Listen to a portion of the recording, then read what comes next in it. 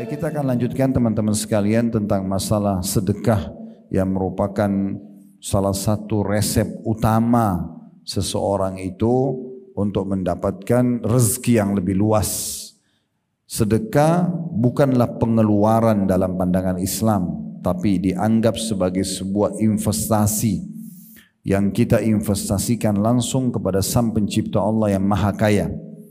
Kalau seandainya di kalangan kita manusia ada seseorang pemilik perusahaan, perusahaannya sangat maju, berkualitas, menguntungkan, kemudian ditawarkan Bapak Ibu sekalian, siapa yang mau investasi kepada saya di perusahaan ini? Kita sudah tahu perusahaan itu sangat maju, sangat bagus, produknya terkenal, dengan dijanjikan juga keuntungan yang bisa didapatkan misal 50% dari modal yang kita taruh.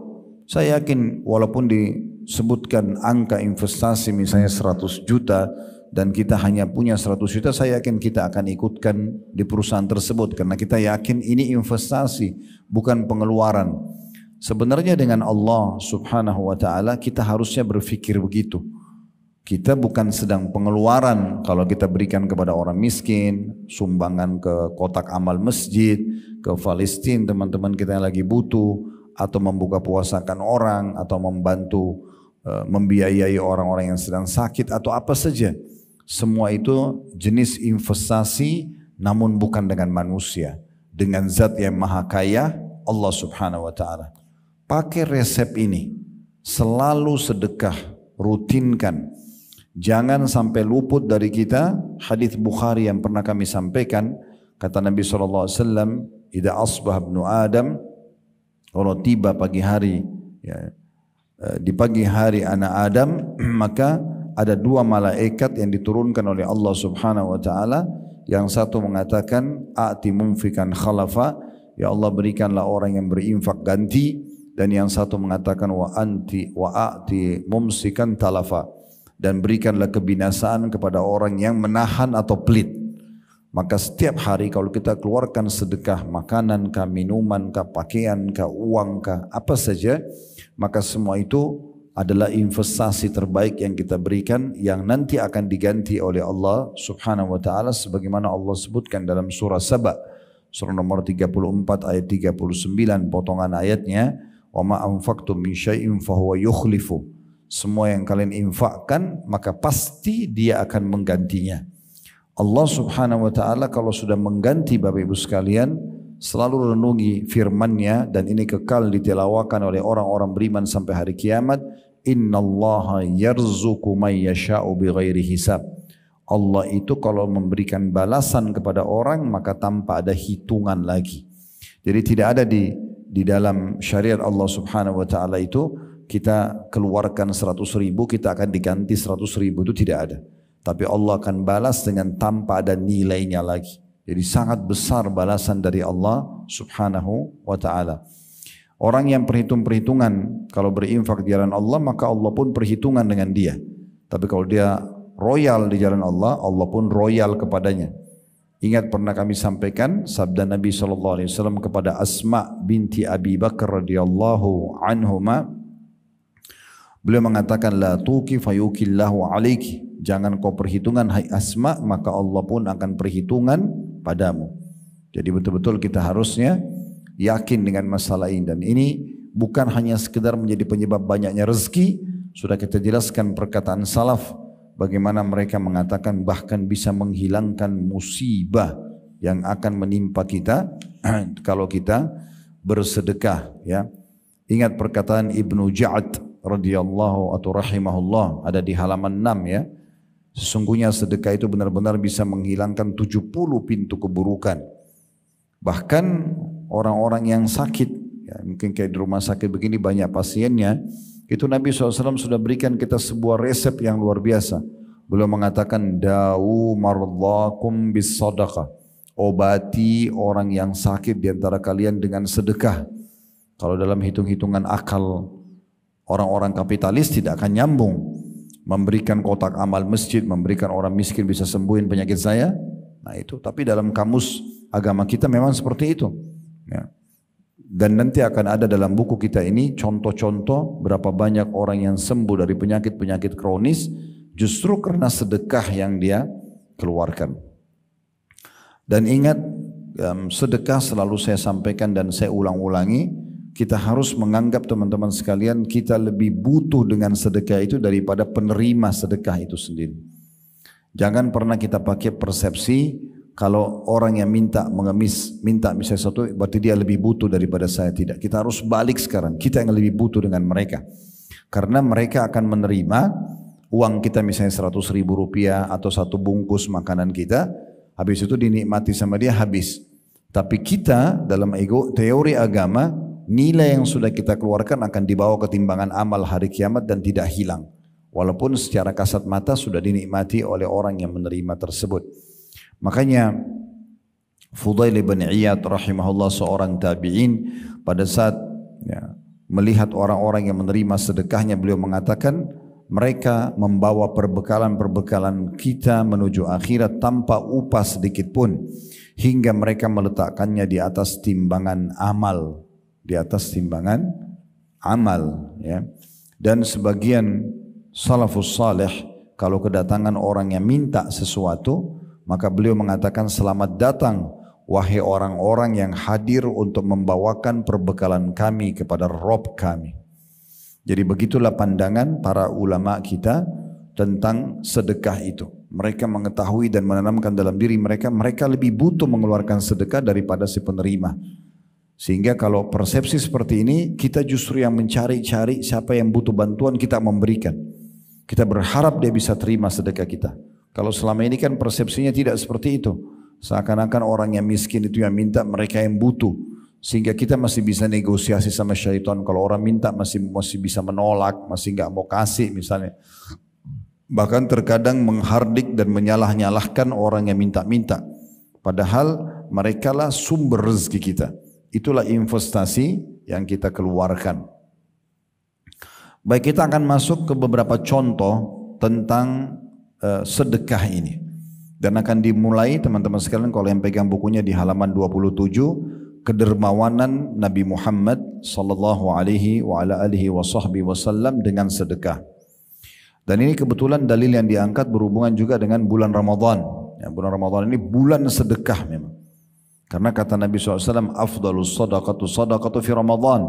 Sedekah yang paling afdal yang dikeluarkan adalah sedekah di bulan Ramadan ini. Ini paling besar pahalanya. Di halaman 27 ada riwayat yang disebutkan oleh Imam Bukhari dan Muslim dari kisah yang disampaikan oleh Ibnu Abbas radhiyallahu anhuma.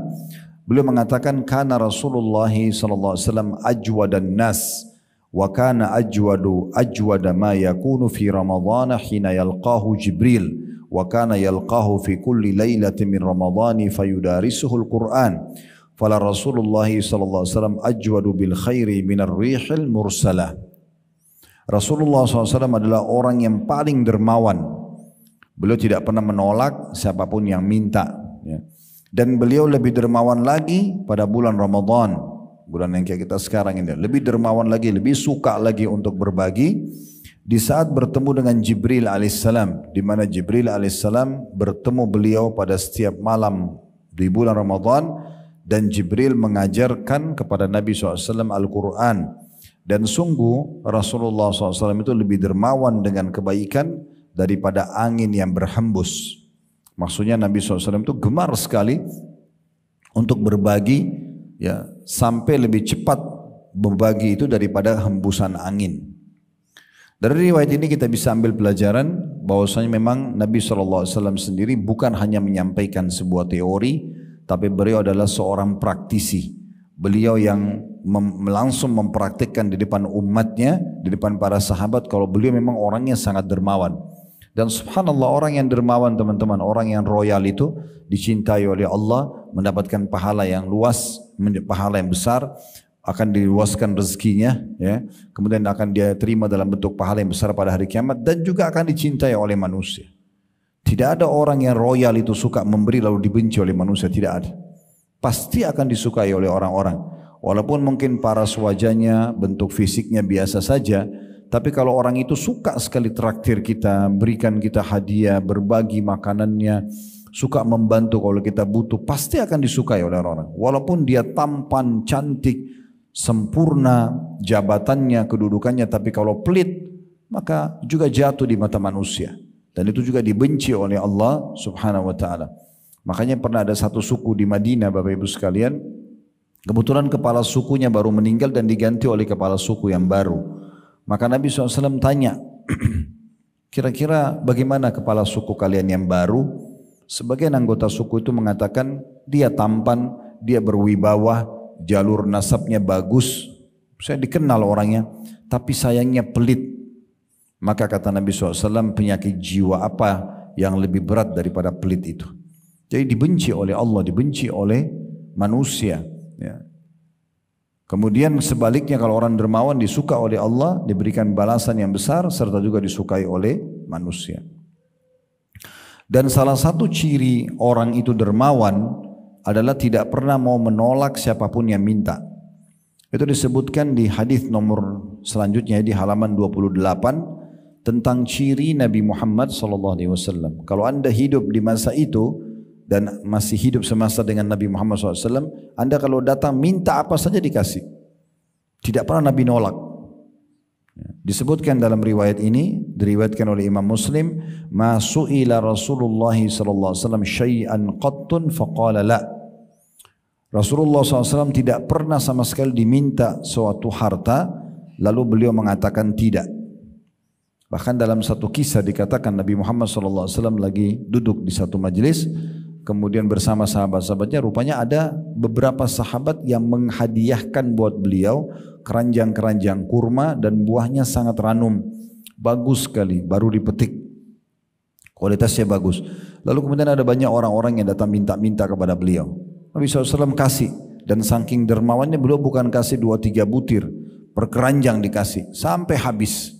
Setelah habis semuanya, masih ada orang banyak yang minta-minta. Maka Nabi SAW terlihat sedih waktu itu karena tidak bisa beri kepada orang ini, saking cintanya dengan kedermawanan itu. Maka Umar bin Khattab di sebelah Nabi langsung mengatakan, ya Rasulullah, Allah tidak bebankan anda di atas kemampuan anda. Maksudnya anda sudah bantu tadi mereka yang lainnya. Ini kalau sudah datang lagi orang dan anda tidak punya, nggak usah anda bebankan diri anda. Nabi diam saja. Rupanya di sebelah Umar ada Ali bin Abi Thalib, anak mantu Nabi. Ali mengeluarkan korek kantongnya, ada uang 3 dirham. Kemudian Ali mengatakan, ya Rasulullah, ini ada sisa 3 dirham, silakan anda letakkan di mana anda ingin. Maka Nabi SAW pun tersenyum lebar sambil mengambil uang itu dan memberikan kepada orang yang minta, dan beliau bersabda, bihadza umirtu, beginilah aku diperintahkan. Jadi bagaimana Nabi SAW menggambarkan kepada kita kalau Allah memang mau kita selalu memberi. Allah itu zat maha kaya dan suka hamba-hambanya untuk berbagi, dan dia akan balas kekayaan bagi hamba tersebut.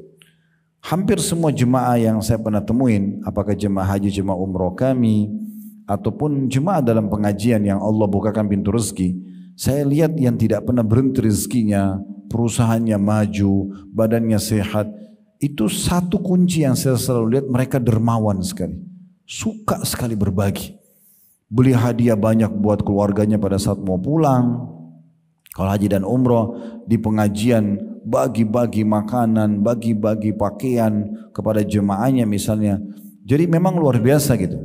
Bagaimana mereka sangat dermawan, suka berbagi. Dengan mereka berbagi, akhirnya membuat memang semuanya, ya, orang-orang suka, dan memang rezeki mereka tidak pernah berhenti. Dan ini salah satu ciri Nabi SAW. Kemudian selanjutnya yang ketiga diangkat kisah oleh penulis dari Anas radhiyallahu anhu, beliau berkata, "Masu'ila Rasulullah sallallahu alaihi wasallam 'ala al-Islam syai'an illa a'tahu wa laqad ja'ahu rajulun fa'atahu ghanaman baina jabalaini faraja ila qaumi faqala ya qaumi aslimu fa inna Muhammadan yu'ti 'ata'an la yakhsha al-faqr." Hadis ini diriwayatkan oleh Imam Muslim. Artinya kata Anas radhiyallahu anhu, tidaklah Rasulullah sallallahu alaihi wasallam dimintai sesuatu atas keislaman, melainkan beliau akan memberikannya.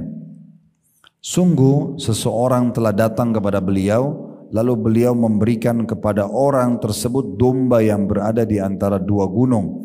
Kemudian orang tersebut kembali kepada kaumnya seraya berkata, wahai kaumku, masuklah kalian ke dalam Islam karena Muhammad itu memberikan pemberian dalam keadaan tidak akan mendatangkan kemiskinan. Jadi ini kisahnya ada di salah satu peperangan Nabi SAW, ada orang non-muslim. Orang non-muslim ini. Dia datang, dia lihat Nabi SAW lagi bagi-bagi harta rampasan perang. Dia minta, hai Muhammad, tolong kasih saya 1 ekor domba. Dia minta domba. Ya. Domba lumayan harganya, kita pun di Indonesia sekarang di atas 1,5 juta, 2 juta per ekor. Dia minta. Nabi SAW kebetulan punya domba banyak sekali di antara 2 gunung. Beliau mengatakan ambil domba-domba ini. Banyak dikasih orang itu. Dia tidak sangka. Dia mengatakan jangan engkau bercanda denganku hai Muhammad. Kata Nabi SAW tidak, ambillah. Dalam buku-buku sejarah dikatakan orang ini saking tidak percayanya. Dia jalan menuju domba-domba itu. Dia fikir para sahabat Nabi akan menahannya. Tapi ternyata tidak ada yang tahan. Sampai dia bawa pulang sekian puluh ekor domba, dibawa pulang ke kaumnya. Lalu kemudian dia pun masuk Islam. Dan dia mengingatkan kaumnya, dia mengatakan, hai kaumku, masuk Islamlah. Karena Muhammad mengajarkan pemberian, ya, mengajarkan agar memberikan pemberian yang tidak akan pernah membuat kita kemiskinan. Karena disuruh saling berbagi. Dan Nabi SAW tanamkan ini kepada kita umatnya. Kata Nabi SAW, harusnya seorang muslim itu kalau makan dia kasih saudaranya, kalau dia punya pakaian dia kasih saudaranya, selalu sedekah. Sampai para sahabat mengatakan, kami setelah mendengarkan motivasi dari Nabi SAW, kami sampai mengira tidak ada orang muslim yang punya hak dari hartanya sendiri dibandingkan saudaranya muslim yang lain. Maksudnya saking Nabi SAW motivasi, ayo bantu, ayo kasih, ayo bagi. Sampai di masa Nabi itu para sahabat menganggap, saya misalnya tidak punya hak lebih dari harta saya dibandingkan saudara saya muslim yang lain. Dia pun bisa menikmati harta saya. Saking besarnya motivasi Nabi SAW untuk berbagi. Selanjutnya Nabi SAW juga mendidik istrinya. Dalam hadis riwayat Muslim. Bagaimana Nabi SAW mendidik agar istri-istri beliau semuanya dermawan, suka berbagi. Dinukil dari riwayat Aisyah radhiyallahu anha annahum dhabahu syatan faqala an-nabiy sallallahu alaihi wasallam ma baqiya minha qalat ma baqiya minha illa qatifuha qala baqiya kulluha ghaira qatifiha. Bahwasanya para sahabat pernah menyembelih seekor domba, lalu Nabi sallallahu alaihi wasallam bertanya, adakah sisa darinya? Aisyah berkata, tidaklah tersisa kecuali hanya pundaknya saja.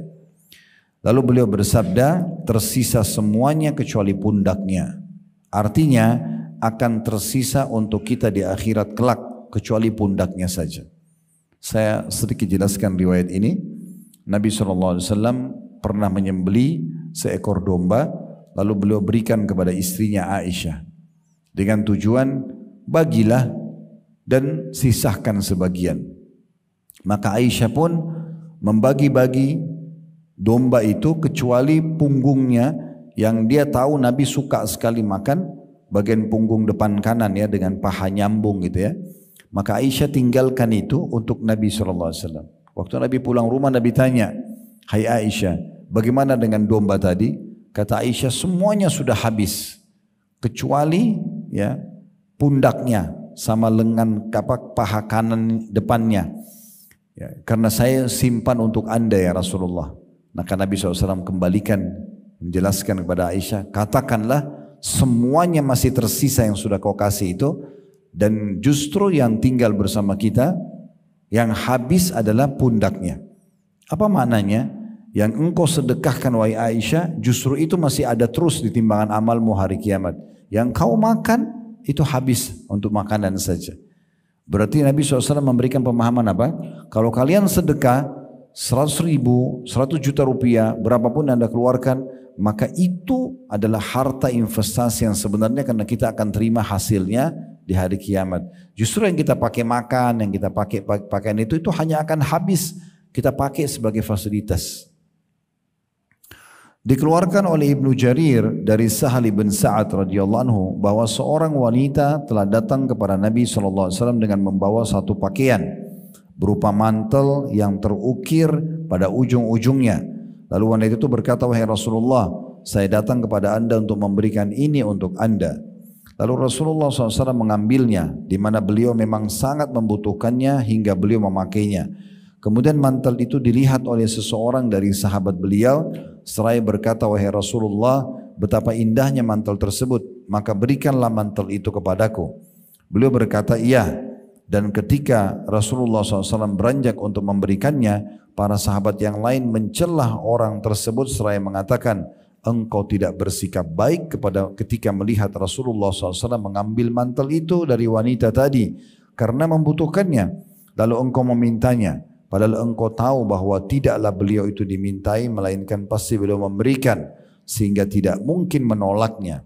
Lalu orang itu mengatakan, demi Allah tidaklah ada faktor yang mendorong saya melakukan ini, melainkan karena saya berharap keberkahannya ketika telah dipakai oleh Rasulullah SAW, dan saya berharap agar saya dikafani dengan mantel tersebut. Saya jelaskan dulu kisah ini ya, ada dari halaman 29 sampai halaman 30. Pernah satu waktu di musim dingin, Bapak Ibu sekalian, dan Madinah ini kalau dingin sangat dingin. Kami pernah tinggal sana sekitar 7 tahunan, selain yang bolak-balik tapi tinggal waktu masih sekolah. Itu kalau musim dingin bisa 4-5 derajat, cukup dingin ya. Tentu ada wilayah-wilayah di muka bumi yang lebih dingin lagi. Ada yang minus ya, tapi di Madinah dinginnya sampai sekitar 4 atau 5 derajat. Tapi ini lumayan dingin untuk kita orang Indonesia. Yang jelas waktu itu ada seorang ibu, beliau membawa mantel, baju jubah musim dingin dan sangat indah, tebal, jahitannya bagus, disebutkan sini ujung-ujungnya ada ukiran-ukirannya, karena indahnya gitu.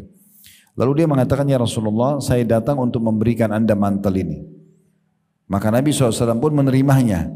Dan dari poin ini kita ambil dulu sebuah pelajaran, bagusnya seorang muslim memberikan hadiah saudaranya muslim yang lain, dan pada saat dia memberi, berikan yang terbaik. Berikan yang terbaik, jangan setengah-setengah. Kasih makanan terbaik, pakaian terbaik, semuanya yang terbaik kita berikan kepada orang lain. Dan juga sunnahnya kalau bapak ibu dikasih oleh orang, terima saja selama itu hadiah, tidak ada hubungannya sama pekerjaan anda. Ya, kalau pekerjaan, karena pekerjaan kita dikasih, namanya hadiat ummal, itu nggak boleh. Sogokan sehingga membuat nanti anda prioritaskan orang tersebut, ini nggak boleh dalam Islam. Ya. Dan tidak halal bagi dia sampai dihalalkan oleh pemilik perusahaan. Oleh karena itu saya sering sampaikan juga dalam beberapa pertemuan pengajian, kalau seandainya anda bekerja di satu instansi perusahaan, anda bekerja di bagian pengadaan barang, lalu anda belanja barang ke vendor misalnya, lalu dapatlah dari vendor itu karena belanja banyak pakai uang perusahaan, anda dapat payung, dapat baju kaos, dapat pulpen, dapat televisi, dapat uang misalnya, diskon, semua itu milik perusahaan, bukan milik anda. Anda harus kembalikan kepada perusahaan, kalau perusahaan halalkan baru halal. Kalau tidak, maka tidak juga. Ya, nah, ini contohnya. Nah di sini Nabi SAW menerima karena tidak ada urusannya sama pekerjaan. Perempuan ini memberikan karena ingin memberikan hadiah kepada Nabi SAW, maka Nabi terima. Lalu yang terjadi, Nabi SAW pakai, dalam beberapa riwayat dikatakan karena beliau memang orang yang putih, tampan, bersih, jadi pakai mantel itu tambah tampan, dan beliau lewat di hadapan para sahabat pada saat mau memimpin sholat. Maka ada satu sahabat yang lihat itu karena suka lihat mantel itu, maka dia mengatakannya, Rasulullah, padahal ini Nabi baru pakai. Bayangkan Bapak Ibu sekalian, kita dikasih baju bagus, tiba-tiba ada orang bilang bajunya bagus, kasih ke saya. Maka apa yang terjadi? Mungkin kita menolak. Nabi SAW tidak. Begitu dia baru pakai, orang itu langsung bilang, ya Rasulullah, mantel itu bagus sekali, bisa kasih ke saya enggak? Kata Nabi SAW, iya. Saking dermawannya, mantel yang baru yang bagus langsung dikasih. Waktu Nabi SAW buka, di saat itu Nabi buka langsung Nabi kasih ke dia, karena dia minta. Maka pada saat itu orang-orang menghardik sahabat tadi, mengatakan, kenapa kau minta mantel yang baru saja Nabi terima dan sangat bagus Nabi pakai, dan engkau tahu Nabi butuh karena ini musim dingin, serta juga kamu tahu sifat Nabi SAW, Nabi itu orangnya tidak mau menolak kalau diminta. Maka orang itu mengatakan, demi Allah saya bukan minta karena saya mau mengambil apa yang Nabi sudah miliki, tapi saya ingin mencari keberkahannya karena Nabi memberkah beliau. Maksudnya habis dipakai, saya ingin langsung pakai, dan saya berharap nanti kalau saya meninggal, mantel ini dijadikan kafan buat saya. Tapi di sini kita bisa lihat saksi bahasanya teman-teman sekalian, bagaimana dermawannya Nabi Muhammad SAW sampai beliau jubah baru saja langsung beliau kasih. Langsung beliau kasih. Ya. Ada sedikit tambahan riwayat, sepupu Nabi SAW namanya Abdullah bin Abbas radhiyallahu anhu, saking beliau belajarnya dari Nabi bagaimana dermawan ini, beliau pernah jalan dan beliau juga menggunakan jubah baru. Rupanya ada orang lewat, entah kenapa orang ini seperti orang yang iri dan hasad gitu ya. Lalu dia mencaci maki Abdullah bin Abbas. Dia mengatakan, mentang-mentang kau adalah sepupu Nabi, mentang-mentang kamu begini. Pokoknya dicaci maki. Abdullah bin Abbas diam saja. Tidak membalas orang ini. Diam saja. Maka pada saat itu, Bapak Ibu sekalian, setelah orang itu selesai mencaci maki dan segala macam, Abdullah bin Abbas faham. Orang ini merasa iri dengan baju yang dipakai. Maka beliau buka jubahnya dan beliau kasih ke orang tersebut. Sambil beliau mengatakan, kalau seandainya kamu ada keperluan lagi, datanglah kepada kami. Jadi sudah dicaci maki, tapi beliau bahkan memberikan orang yang mencaci maki pakaian tersebut. Akhirnya orang itu merasa bersalah dan menjadi murid Abdullah bin Abbas radhiyallahu anhuma. Baik, kita masuk selanjutnya, bagaimana riwayat tentang motivasi Nabi SAW. Tadi kita sudah jelaskan motivasi kepada istrinya. Sekarang motivasi Nabi kepada para sahabat agar jangan menunda-nunda sedekah. Di antaranya masih di halaman 30, riwayat dari Ibnu Mas'ud radhiyallahu anhu, beliau berkata, dakhalan Nabi sallallahu alaihi wasallam ala Bilalin wa indahu suwarun min gaz. Faqala ma hadha ya Bilal? Qala u'iddu dhalika li adyafik. Qala ama takhsha an yakuna laka dukhanun fi nari jahannam? Anfik ya Bilal wala takhsha min dzil arsy iqlala. Nabi SAW pernah melewati atau menemui Bilal, sedangkan di sisi Bilal ada setumpuk gandum. Lalu beliau bersabda, apa ini wahai Bilal? Bilal menjawab, saya menyiapkan untuk tamu-tamu anda. Maka Nabi SAW mengatakan, tidakkah engkau takut bahwa engkau memiliki masakan nanti di neraka Jahannam? Infakkan wahai Bilal, dan jangan engkau takut kemiskinan dari zat yang memiliki arsh. Ya. Sabda Nabi SAW di halaman 31-nya, dan jangan engkau takut kemiskinan dari zat yang memiliki arsh, atau adalah merupakan bentuk keyakinan dan kepercayaan kepada Allah, berprasangka baik kepadanya dan bertawakal kepadanya diiringi dengan melakukan sebab-sebabnya. Jadi kita lihat di sini dari riwayat ini bagaimana Nabi SAW motivasi Bilal. Tidak usah tumpuk-tumpukin makanan, ada sedekahin. Karena hari itu ada bisa saja hari terakhirmu. Mungkin besok sudah tidak hidup. Kenapa enggak infakkan sekarang? Keluarkan, kasih kepada orang-orang. Dan jangan pernah kamu takut miskin hai Bilal. Maksudnya kalau kau masih hidup lagi besok, Allah akan kasih kamu. Jangan pernah kamu takut miskin kepada pemilik singgasana yang agung.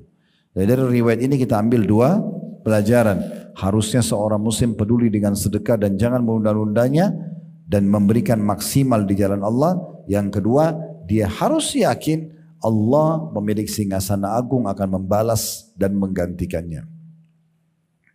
Selanjutnya riwayat di halaman 31 juga masih dinukil ya bagaimana Nabi SAW memotivasi agar bersedekah kepada para sahabatnya, di antaranya Abi Dzar radhiyallahu anhu. Dari riwayat Abdullah bin Abbas radhiyallahu anhu, Abu Dzar radhiyallahu anhu berkata kepadaku, wahai anak saudaraku, saya pernah bersama Rasulullah SAW dengan memegang tangan beliau dan beliau bersabda kepadaku. Jadi sahabat Nabi Abi Dzar menceritakan bagaimana pernah dia gandengan tangan sama Nabi dan Nabi nasihati dia. Apa nasihatnya? Ya Aba Dzar, ma uhibbu anna li Uhudun zahaban wa fiddatan unfiku fi sabilillah amutu yauma amutu ad'u minhu qiratan. Qultu qintara. Qala ya Aba Dzar adhhabu ila al-aqalli wa tadhhabu ila al-akthar uridu al-akhirah wa turidu ad-dunya qiratan fa'adaha alayya 3 marrat. Artinya, wahai Abu Dzar, saya tidak suka memiliki emas dan perak sebesar gunung Uhud lalu saya infakkan di jalan Allah, lalu saya meninggal di hari di mana saya meninggal dengan meninggalkan 1 qirat atau beberapa dirham saja. Maka Abi Dzar mengatakan, saya berkata, barangkali harta yang banyak. Maka kata Nabi SAW, wahai Abu Dzar, saya menyebut yang sedikit sedangkan engkau memahami yang lebih banyak. saya menghendaki akhirat sedangkan engkau menghendaki dunia. Yang saya maksud memang 1 qirot atau beberapa dirham saja. Lalu beliau sallallahu alaihi wasallam mengulangi hal tersebut sebanyak 3 kali. Diriwayatkan oleh At-Tabarani. Begini maksudnya riwayatnya. Jadi Nabi SAW pernah memegang tangan Abu Dhar. Lalu beliau berikan motivasi kepada Abu Dhar. Apa motivasinya? Wahai Abu Dhar, kalau seandainya saya punya seperti gunung Uhud, semuanya emas dan perak. Kenapa gunung Uhud yang dikasih perumpamaan? Karena gunung ini gunung yang termasuk besar dan nampak dari seluruh penjuru kota Madinah. Dan ada peperangan yang masyhur perang Uhud di sana. Maka kata Nabi SAW, hai Abi Dzar, ketahuilah, saya kalau punya emas dan perak seperti gunung Uhud besarnya, maka saya tidak berharap membiarkan lewat hari itu kecuali saya infakkan semua kecuali 1 qirot saja.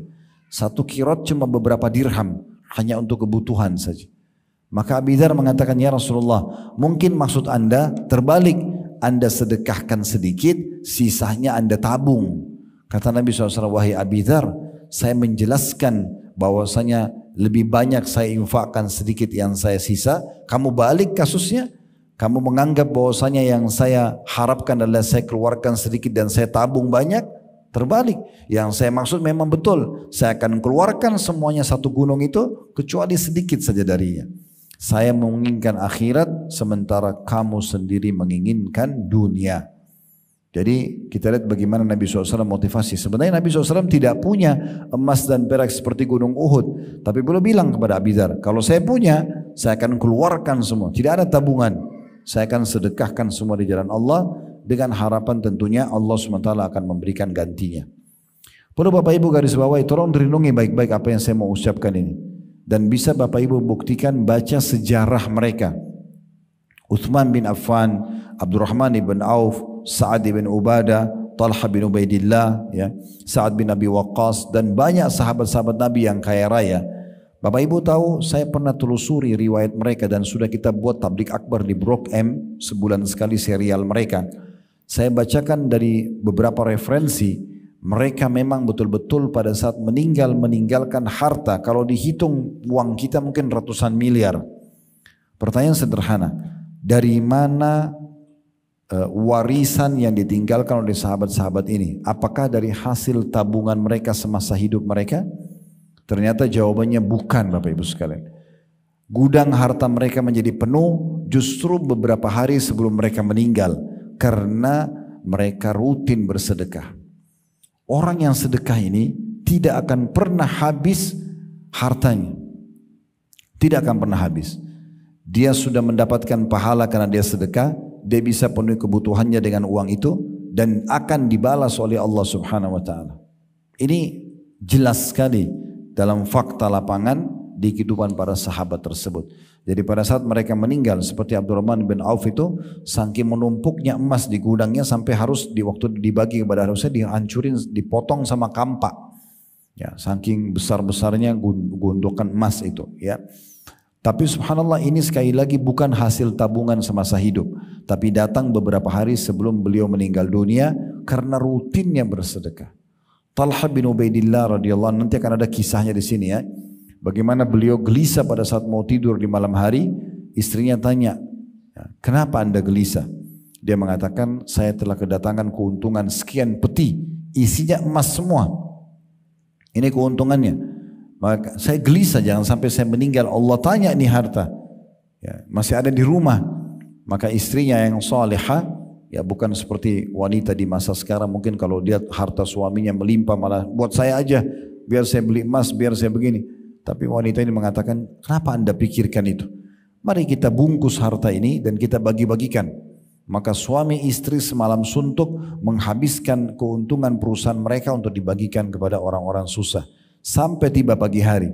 Dan waktu ditanya petugas di rumahnya, berapa harta yang dikeluarkan oleh Talha, maka dikatakan sekitar 600 ya, atau 600 ribu ya, dirham atau dinar itu. Saya kurang ingat jumlahnya, tapi seperti itulah. Jadi jumlahnya banyak sekali dalam bentuk rupiah tentunya.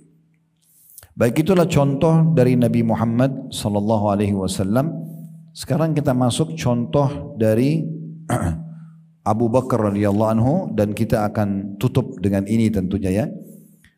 Disebutkan di halaman 32 dari Umar bin Khattab radhiyallahu anhu, beliau berkata, amarana Rasulullah sallallahu alaihi wasallam an natasaddaqa fawaqa dzalika indi malan faqultu al-yawma asbiqu Abu Bakr in sabaqtuhu yawman faji'tu bi nisfi mali faqala Rasulullah sallallahu alaihi wasallam ma abqaita li ahlik qultu abqaitu lahum nisfa atau dalam kurung an-nisfa mithlahu. Wa ata Abu Bakar bi kulli ma indahu faqala ya Abu Bakar ma abqaita li ahlik qala abqaitu lahum Allah wa rasulah qultu wallahi la asbiquhu ila syai'in abada. Kata Umar radhiyallahu anhu, karena ini cerita tentang Abu Bakar ya. Abu Bakar ini orangnya suka berinfak dan kalau berinfak itu enggak nanggung-nanggung. Kalau dia korek kantongnya ada uang 500 ribu, semua dikasih 500 ribu. Dia orangnya enggak perhitungan. Langsung dikeluarkan semua. Lagi enggak pakai milih-milih lagi duitnya. Itu sifatnya Abu Bakar. Maka Umar satu waktu mendengar seruhan dari Nabi SAW untuk berinfak. Pada saat itu untuk perang. Maka Umar berkata, pada suatu hari Rasulullah SAW memerintahkan kami untuk bersedekah. Maka hal itu sangat bertepatan sekali dengan waktu saya memiliki harta, kata Umar. Lalu saya bergumam, saya berkata dalam diri saya sendiri, hari ini saya pasti dapat mengungguli Abu Bakar apabila saya mendahulunya pada hari tersebut. Maksudnya selama ini Abu Bakar selalu kalahkan saya ini kalau bersedekah. Mulai hari ini saya akan kalahkan Abu Bakar. Ini kata Umar. Karena selama ini setiap kali Umar mau sedekah pasti Abu Bakar sudah lebih dulu bersedekah. Dan selalu jumlahnya lebih banyak. Maka Umar pada itu bergumam mengatakan, mulai sekarang hari ini saya akan kalahkan Abu Bakar. Lalu dia datang membawa setengah dari hartanya kepada Nabi SAW dan Nabi SAW bertanya, apa yang engkau sisakan untuk keluargamu hai Umar? Maka Umar berkata, saya telah menyisahkan buat mereka semisal harta ini. Sama, misalnya punya uang 100 juta, 50 juta diinfakkan, 50 juta dikasih tinggal untuk keluarganya. Tidak lama kemudian Abu Bakar datang dan membawa seluruh hartanya. Maka Nabi SAW bertanya, wahai Abu Bakar, apa yang engkau sisakan buat keluargamu? Maka Abu Bakar menjawab, saya telah menyisahkan Allah dan Rasulnya buat mereka. Maka Umar mengatakan, demi Allah, saya tidak akan mampu melampaui Abu Bakar untuk mencapai keutamaan selama-lamanya. Jadi di sini keutamanya Abu Bakar radhiyallahu anhu, Bapak Ibu sekalian, kalau ada orang minta bantuan atau minta sumbangan, maka beliau akan memberikan maksimal apa yang dia punya pada hari itu. Tentu di sini maksudnya bukan rumahnya semua dijual, tunggangannya atau kendaraannya kalau kita sekarang dijual misalnya, enggak. Tapi apa yang sedang beliau pegang di tangan itu dikeluarkan semua, dikasih ya di jalan Allah Subhanahu wa taala. Ibnu Ishaq di halaman 33, ya kita tutup dengan ini ya, telah meriwayatkan dari Asma radhiyallahu anha, ia berkata, tak kala Rasulullah SAW pergi bersama Abu Bakar dan Abu Bakar membawa seluruh hartanya sebesar 5.000 dirham. Asma berkata, lalu kakekku Abu Quhafa datang kepada kami di mana beliau telah buta seraya berkata, demi Allah sungguh saya berpendapat bahwa dia menyakiti kalian dengan menafkahkan seluruh hartanya untuk kepentingannya sendiri. Asma berkata, tidak demikian wahai kakek, sesungguhnya dia telah meninggalkan harta yang banyak buat kita. Asma melanjutkan perkataannya, lalu saya mengambil beberapa batu dan meletakkannya pada lubang rumah yang menjadi tempat penyimpanan harta ayahku. Kemudian saya meletakkan pakaian di atas batu-batu tersebut, lalu saya menarik tangan kakekku seraya mengatakan, wahai kakek, letakkanlah tanganmu di atas harta ini. Asma terus berkata, lalu kakekku meletakkan tangannya di atasnya dan berkata, tidak mengapa bila dia telah meninggalkan buat kalian barang ini. Sesungguhnya dia telah berbuat baik dan hal ini adalah kelanjutan hidup kalian. Demi Allah, tidaklah ayahku meninggalkan apapun untuk kami, akan tapi tindakanku itu hanyalah untuk menenangkan kakekku saja. Saya ceritakan dulu kisah ini dan kita tutup. Kalau ada yang mau bertanya, silahkan tentunya ya. Teman-teman sekalian, Nabi SAW waktu mau hijrah ke Madinah, beliau mengajak Abu Bakar untuk menemaninya, untuk hijrah. Dan di saat itu Abu Bakar punya uang 5.000 dirham. Maka beliau pun, Abu Bakar, membawa semua uang itu untuk bersama Nabi SAW. Sementara di rumahnya masih ada anak-anaknya, gitu kan. Dan Abu Bakar tidak meninggalkan uang buat mereka. Lalu kemudian ayahnya Abu Bakar namanya Abu Quhafa. Abu Quhafa ini masih dalam kondisi kafir pada saat itu ya. Nanti dia masuk Islamnya di pembebasan kota Mekah. Abu Quhafa ini Bapak Ibu sekalian kemudian berkata kepada Asma anaknya Abu Bakar, dia mengatakan, wahai Asma, Abu Bakar telah pergi, kemungkinan dia bawa semua hartanya ya, dan itu buruk buat kalian. Maka kata Asma, saya mengatakan, tidak wahai kakekku, sesungguhnya ayahku meninggalkan harta yang cukup. Lalu Asma mengatakan, saya mengambil batu-batu yang saya penuhkan ke lubang yang biasa kami taruh uang dan kami tutup dengan kain baju. Lalu saya, karena kakek saya buta, saya memegang tangannya lalu saya mengatakan, kakek letakkanlah tanganmu di atas harta ini. Maka kakeknya Abu Quhafa meletakkan tangannya di situ sambil mengatakan, kalau ini benar dia telah meninggalkan harta sebanyak ini, maka dia tidak menyia-nyiakan kalian. Kata Asma, demi Allah sesungguhnya ayahku tidak meninggalkan harta buat kami, tapi hanya untuk menenangkan kakekku saja.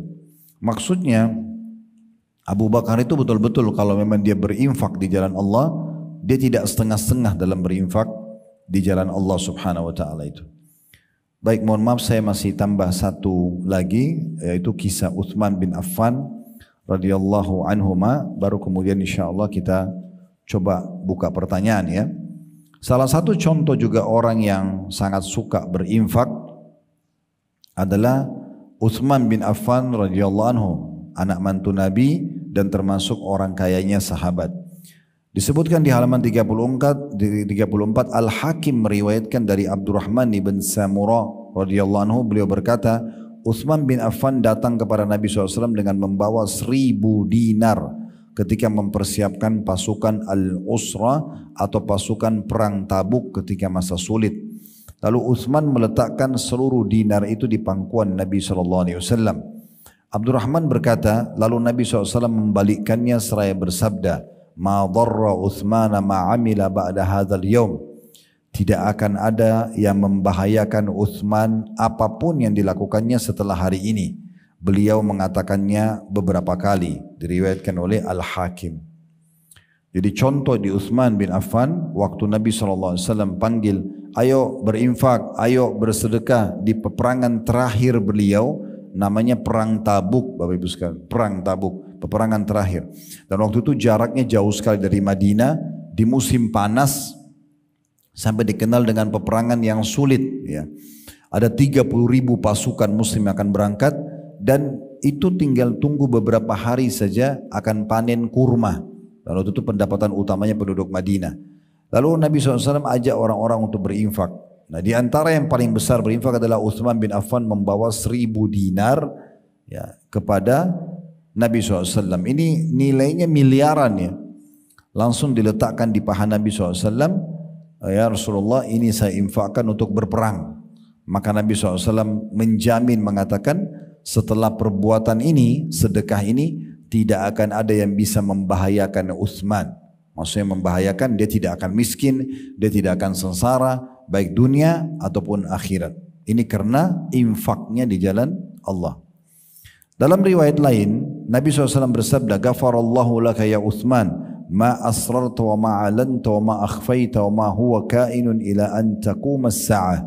Semoga Allah mengampuni wahai Uthman, apa yang engkau rahasiakan, apa yang engkau tampakkan, dan apa yang engkau sembunyikan, serta apapun yang terjadi hingga hari kiamat nanti. Maksudnya karena dia berinfak, maka Nabi doakan dengan doa yang mulia ini. Ibnu Umar juga menukil di halaman 35 tentang kedermawanan Uthman. Rasulullah SAW bersabda, "May yashtari lana bi'ra rumata fayaj'aluha sadaqatan lil muslimin, saqahu Allahu yawmal qiyamati minal 'atash." Fashtaraha Uthmanu faja'ala sadaqatan lil muslimin. Nabi SAW bersabda, siapa yang mau membeli sumur rumat.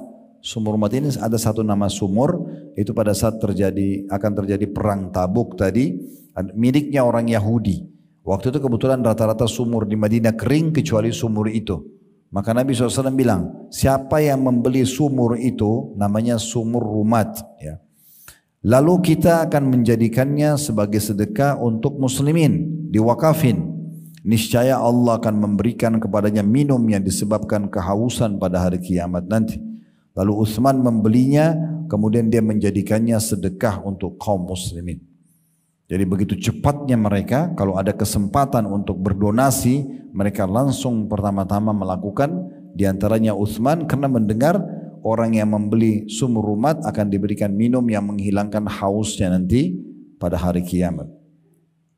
Selanjutnya dari Ibnu Mas'ud radhiyallahu anhu, beliau mengatakan kami pernah bersama Nabi SAW pada satu perang, lalu pasukan kaum muslimin mengalami kesulitan hingga saya melihat kemalangan di wajah kaum muslimin dan kebahagiaan di wajah orang-orang munafik. Dan ketika Rasulullah SAW melihat kondisi itu, beliau bersabda, Wallahi la taghibu syamsu hatta ya'tiyakumullahu birizq. Demi Allah tidak akan tenggelam matahari pada hari ini hingga kalian akan mendapatkan rezeki dari Allah. Lalu Utsman bin Affan mengetahui hal tersebut dan membeli 14 tunggangan unta berisi makanan, lalu mempersembahkan 9 dari tunggangan tersebut kepada Nabi SAW. Ketika Rasulullah SAW melihat hal itu, beliau bersabda, gerangan apakah ini? Para sahabat berkata, Utsman yang telah mengirimnya kemari. Lalu terlihatlah kebahagiaan di wajah Rasulullah SAW dan kemalangan di wajah kaum munafik. Lalu saya melihat Rasulullah SAW mengangkat kedua tangannya hingga terlihat putih kedua ketiak beliau untuk mendoakan Utsman dengan suatu doa yang belum pernah saya dengar beliau berdoa untuk seorang sebelumnya dan setelahnya dengan doa tersebut, yaitu Nabi mengatakan Allahumma a'ti Utsmana, Allah maf'al bi Utsman. Ya Allah berilah Utsman, ya Allah berbuat baiklah terhadap Utsman. Riwayat ini kita jelaskan Bapak Ibu sekalian. Kalau Utsman bin Affan adalah salah satu sifat dermawannya, dia tidak pernah mau luput kesempatan sekecil apapun untuk meraih apa yang dijanjikan oleh Nabi SAW. Tadi pembelian sumur rumat langsung dibeli supaya dapat tidak haus hari kiamat. Sebelumnya beliau tahu peperangan butuh biaya besar, beliau kasih 1000 dinar emas. Setelahnya lagi Nabi SAW melihat di satu peperangan umat Islam kehabisan makanan, tidak ada makanan. Minuman juga sudah mau habis. Muslimin sudah sangat lemah karena butuh makan dan minum lagi berperang. Maka kata Jabir di sini menceritakan yang menukil, kata Abdullah bin Mas'ud, beliau mengatakan nampak di wajah orang-orang muslim mujahid lemah dan nampak di wajah orang munafik kegembiraan karena umat Islam kelaparan dan kehausan. Maka Nabi SAW mengatakan demi Allah tidak akan terbenam matahari kecuali Allah akan datangkan rezeki kepada kalian. Ini sumpah Nabi SAW dan Allah memang akan mendatangkan. Tapi Utsman jeli. Waktu mendengar itu, beliau bukan seperti umumnya sahabat. Nunggu aja deh. Kan Nabi bilang pasti akan datang rezeki dari Allah.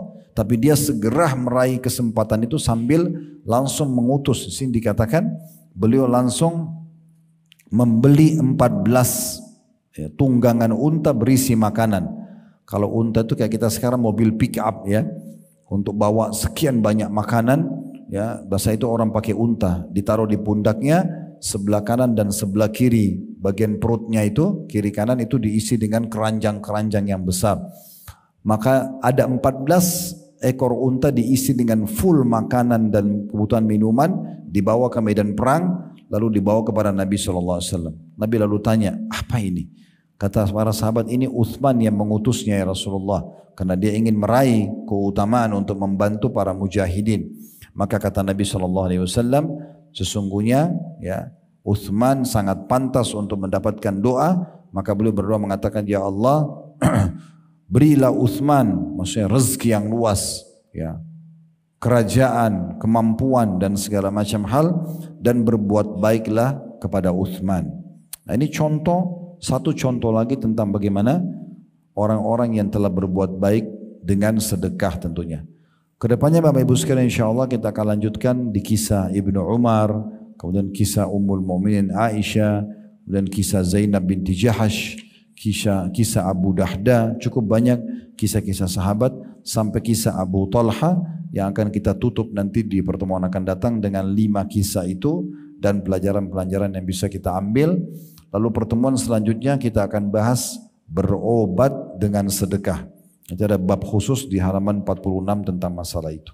Kita terus berdoa kepada Allah SWT, semoga seluruh amal-amal kita diterima oleh Allah, baik yang sudah kita kerjakan, yang sedang kita kerjakan, yang akan kita kerjakan sampai menjelang ajal dan nanti dengan pahala yang sempurna. Semoga seluruh dosa-dosa yang pernah kita kerjakan sengaja atau tidak sengaja, besar ataupun kecil, dimaafkan oleh Allah Subhanahu wa taala. Semoga Allah selalu jaga persatuan, kesatuan dan kemerdekaan negara kita. Allah karuniakan kita pemimpin-pemimpin yang baik, yang adil, yang menjalankan, yang bertanggung jawab dan amanah, menjalankan tugas dengan baik, dan Allah makmurkan negeri kita dan menjadi contoh bagi negara-negara yang lain. Selalu kita doakan saudara-saudara kita di Palestina, terutama di Gaza yang sedang tertindas. Semoga Allah ikhlaskan niat mereka, terima para syuhada mereka, mulakan Islam di tangan mereka dan tangan kita semua. Dan semoga Allah ikut sertakan kita bersama mereka di pahala, baik dengan doa, dengan harta, juga dengan jiwa kita. Dan semoga Allah memenuhi semua hajat-hajat kita dunia dan akhirat. Dan Allah sampaikan kita kepada kesempurnaan iman, ilmu dan amal saleh. Dan Allah jauhkan kita dari segala pelanggaran dan pembangkangan juga dosa-dosa. Dan semoga Allah satukan kita semua di surga firdausnya tanpa hisab, mana disatukan dalam majlis ilmu yang mulia ini. Allahumma amin. Wa sallallahu ala nabiyyina Muhammadin wa alihi wa sahbihi wa sallam. Wa akhir da'wana alhamdulillahi rabbil alamin. Subhanakallahumma bihamdika asyhadu an la ilaha illa anta astaghfiruka wa atubu ilaik. Wassalamualaikum warahmatullahi wabarakatuh.